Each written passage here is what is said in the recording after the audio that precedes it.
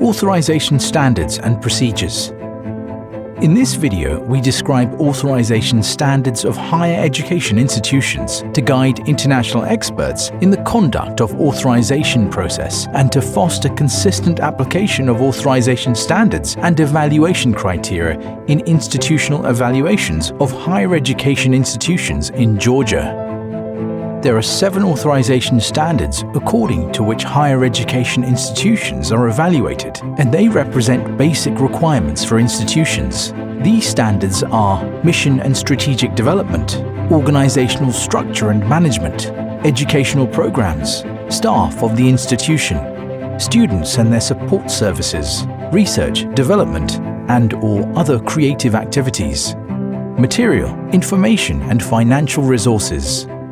These standards have been primarily informed by the Law of Georgia on Higher Education, Law of Georgia on Education Quality Enhancement, and European Standards and Guidelines (ESG) 2015. This table outlines the way ESG 2015 has been applied by us in developing authorization standards. This is how the authorization standards document is structured. Each standard includes from 2 to 4 standard components. For each standard, there is a description of the standard. In the second column, you will see the evaluation criteria. It is recommended to follow the evaluation criteria when outlining the main lines of inquiry during the site visit, for drafting the questions for interviews, and writing the final report.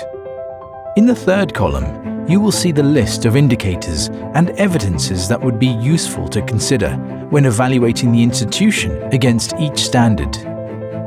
Now, we will make a general outline of each standard and its standard components. Mission and strategic development of the university. We expect the mission statement to define the role of the institution locally or internationally by highlighting its uniqueness, correspond to the goals of European higher education goals, be shared by the university community. We also expect higher education institutions to be engaged with the public by contributing to the social development and sharing with the society the knowledge gathered in the institution, as well as facilitating lifelong learning. As for the strategic development of the institution, we need to evaluate whether the strategic plan ensures the achievement of institution's goals that should be achievable, time-bound, and measurable.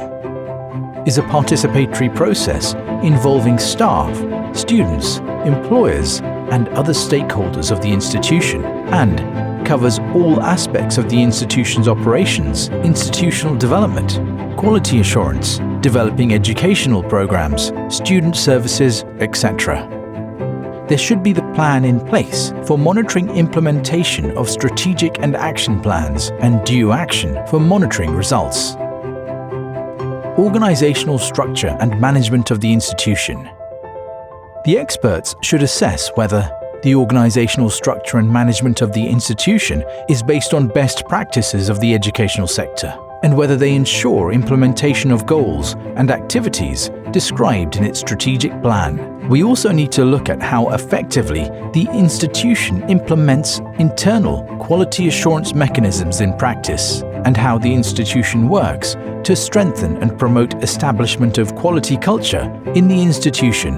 In this respect, we also need to see the mechanism for planning student numbers, which should be giving each student an opportunity to get a high-quality education. Finally, we need to assess how the institution management follows and promotes the principles of ethics, integrity, and academic freedom. There should be mechanisms for detecting plagiarism and its prevention.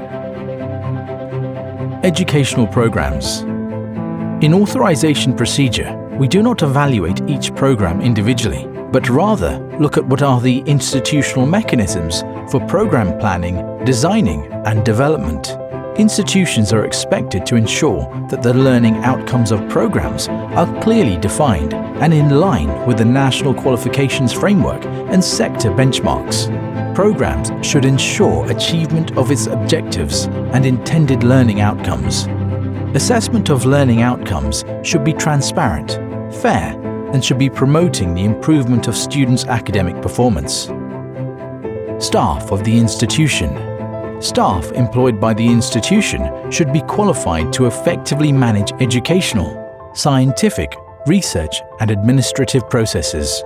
The institution should have policy and procedures that ensure the implementation of educational process and other activities defined in the strategic plan. Further, there should be rewards and recognition systems for staff at the institution, and the institution should be providing its staff with professional development opportunities and improved work conditions. Student and their support services. Experts should assess whether the institution ensures the development of student-centered environment, offers appropriate consulting services, career and financial support mechanisms that are essential to plan educational process and improve academic performance of students. Institutions should also ensure the awareness of students on their rights, legal procedures for obtaining and changing student status, and recognition of education, and should be providing student support services. Research development and/or other creative work. These are evaluated considering the profile, mission, and strategic development goals of the institutions. Considering these aspects, experts evaluate how institutions support research activities and improves the quality of research activities, considering its type and specific fields of studies. Experts should assess how the institution integrates teaching, research, and economics. Moreover, expert panels should observe how institution cooperates with economic agents for further economic, technological, industrial, and other innovative development. Institutions are expected to have a clear vision and relevant plans to implement complex research and/or creative activities. Furthermore, they should demonstrate integration of research outcomes into teaching activities. Institutions should also have the effective and fair mechanisms for doctoral supervision and dissertation defense. We also evaluate whether there are transparent research support services and mechanisms for research internationalization. Finally, experts observe whether institution regularly evaluates and analyzes the quality of research and, where relevant, creative activities, and how the obtained results are used for further improvement. Material, information, and financial resources.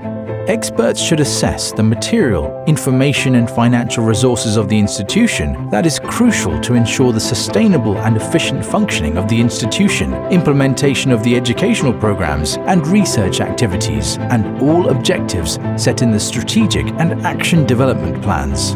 Experts observe the infrastructure of library and information technologies and how the accessibility is ensured. Also, evaluation of institutions' financial standing is crucial to see how achievable strategic and mid-term action plans of the institution are.